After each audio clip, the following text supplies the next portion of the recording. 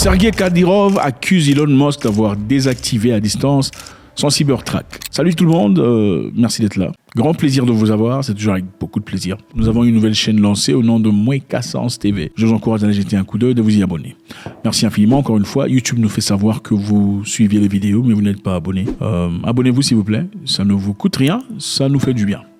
Jetez un coup d'œil sur la chaîne Mwekasans TV et abonnez-vous. Merci. Le chef de guerre tchétchène accuse Elon Musk d'avoir désactivé à distance son Cybertruck. Ramzan Kadyrov a affirmé que le véhicule de haute technologie devait être remorqué hors du champ de bataille car il était éteint à distance. Je ne sais pas si vous en souvenez, à un moment donné, on a fait une vidéo expliquant comment Ramzan Kadyrov était content de recevoir son Cybertruck, une Tesla. Il avait dit que c'était un cadeau de Elon Musk, un cadeau généreux de sa part et qu'il comptait envoyer ça à la guerre. Такой транспорт, скоро отправится на СВО, на передовой, ребята проверят, потом мы напишем характеристику, что нужно поменять. Je me disais, est-ce qu'il n'a pas dit un peu de trop? Vous savez, des fois, vous pouvez envoyer un cadeau à quelqu'un, vous lui envoyez un cadeau, mais vous lui dites, ne dites pas au monde que c'est moi qui vous ai envoyé. Parce que, écoutez, n'importe qui pourra acheter une Tesla, n'est-ce pas, avec son argent. Mais envoyé du propriétaire de l'entreprise, c'est une autre chose. Alors, Ramzan Kadyrov est le chef de la République tchétchène, qui fait partie de la Russie. Son Cybertruck équipé d'une mitrailleuse, ça c'était vraiment bien institué.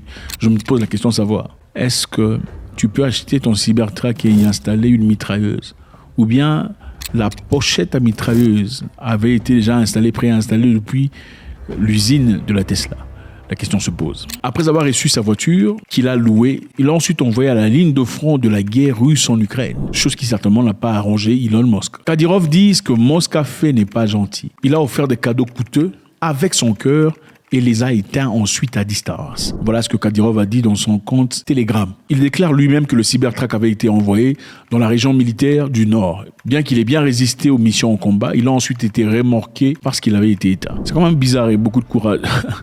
En fait, c'est la réflexion qui est différente. On se pose la question de savoir pourquoi est-ce qu'un président, enfin un chef de la Tchétchénie mentirait au nom de Elon Musk? Pourquoi dirait-il de mensonges? Parce qu'évidemment, vous savez, après avoir annoncé qu'Elon Musk m'a envoyé mon Cybertruck, beaucoup de personnes étaient vraiment furieux contre Musk. Les Américains et les gens de l'Occident, évidemment. Comment ça se fait que toi, tu soutiens les Russes, tu envoies ton Cybertruck à machin? Elon Musk était obligé de nier, disant ce n'est pas moi qui l'ai fait. Et évidemment, M. Kadyrov a aussi dit clairement qu'il allait envoyer le truck à la guerre. Et beaucoup de personnes pensaient que c'était de la blague, y compris moi. On pensait qu'il plaisantait. Il a en effet envoyé le Cybertruck à la guerre avec une mitrailleuse au-dessus. Et certainement, quand ils ont remarqué cela, peut-être que le système intelligence, renseignement américain, les satellites ont remarqué que le Cybertruck était bien évidemment à la guerre. C'est là qu'on a demandé à Elon Musk de l'éteindre à distance. Elon Musk a fermement nié avoir fait un don du Cybertruck à Kadyrov, après que le dirigeant soutenu par la Russie a publié en août une vidéo du véhicule électrique apparemment militarisé sur Telegram. Vous savez, dans la vie, des fois, on vous fait un cadeau en catimini, un cadeau en coulisses. Et ce n'est pas une histoire de tout le monde. Ce qui est intéressant ici, c'est de savoir que Elon Musk, au début de la guerre, avait soutenu les Ukrainiens en leur offrant un accès libre à Internet via Starlink. Il l'a fait dans l'objectif de garder les Ukrainiens dans un système qui fonctionne, dans la communication et tout le bazar. Parce qu'évidemment, dès le départ, les Russes avaient frappé des infrastructures les plus importantes de l'Ukraine. Ils ont frappé les infrastructures énergétiques, ils ont frappé la communication, inclus le système Internet. C'est alors là que Musk donnera de son propre gré accès à Starlink aux Ukrainiens. Alors qu'est-ce qui se passera après? Quelque temps plus tard, les Ukrainiens s'apprêtaient pour aller faire une frappe sur la force navale russe, moyennant le système Starlink que leur avait donné Elon Musk. Et après qu'Elon Musk ait eu cette information, qu'est-ce qu'il fit? Il coupa accès à Internet aux Ukrainiens. Et ils étaient furieux.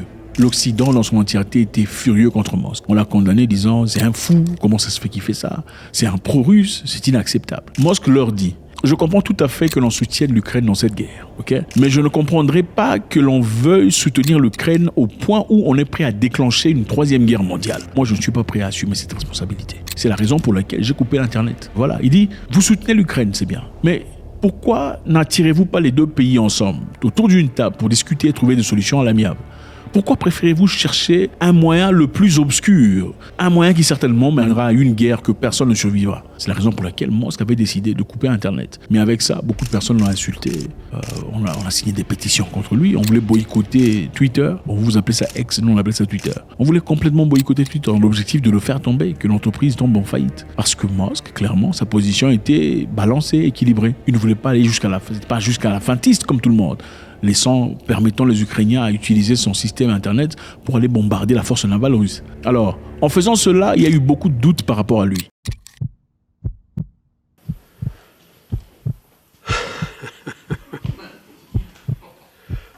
I think that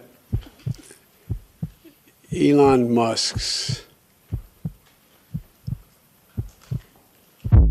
Additionné à cela, ayant une histoire d'un certain Ramzan Kadyrov, qui est un allié jusqu'à la fintiste de Vladimir Poutine, lui jeter de fleurs en public, disant que c'est quelqu'un de bien, de généreux, qui lui envoie cette thèse-là, bien équipé. Évidemment, c'est une façon de ternir sa propre réputation et de mettre en danger son business. Alors, il a fallu que Elon Musk se sépare de cette histoire en cherchant... C'est un peu comme si on disait, bon, moi, je t'ai envoyé un cadeau en coulisses, mais toi, tu vas en public pour lui. C'est un peu comme si tu sors avec une femme moche.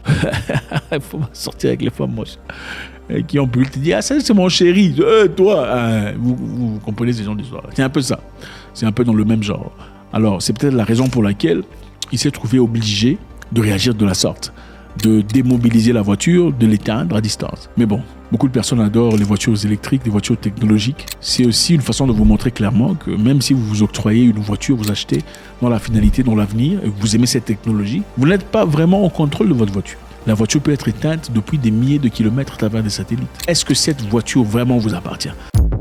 Ma question ici est très simple, en termes de morale. Est-ce que Ramzan Kadyrov avait-il le droit de prendre cette voiture qui lui a été offerte par Musk, l'envoyer à la guerre en Ukraine? Si on te fait un cadeau, as-tu désormais le droit de faire de ces cadeaux ce que tu as envie de faire? Est-ce que le propriétaire a le droit de te poser la question sur qu'est-ce que tu as fait du cadeau que je t'ai offert? Pensez-vous que Elon Musk a agi de manière épidermique, puisque quand vous donnez un cadeau, ce n'est plus votre cadeau. Ce n'est plus à vous de poursuivre, de savoir comment on l'utilise. Ou, puisque c'est un cadeau qui désormais est utilisé de manière néfaste, nous préserve le droit de poser la question, si pas de l'éteindre à distance. Faites-moi savoir ce que vous en pensez, c'est toujours avec beaucoup de plaisir. Est-ce que vous pensez que ceci va détruire la relation entre Musk et Kadyrov? Ou vous pensez que ce sont des petites histoires qui ne peuvent pas déranger les riches? Et c'est une raison peut-être politique. Je peux éteindre ta voiture publiquement, tout en t'appelant en secret pour te dire, écoute, tu vois, j'étais obligé de le faire pour des raisons géopolitiques.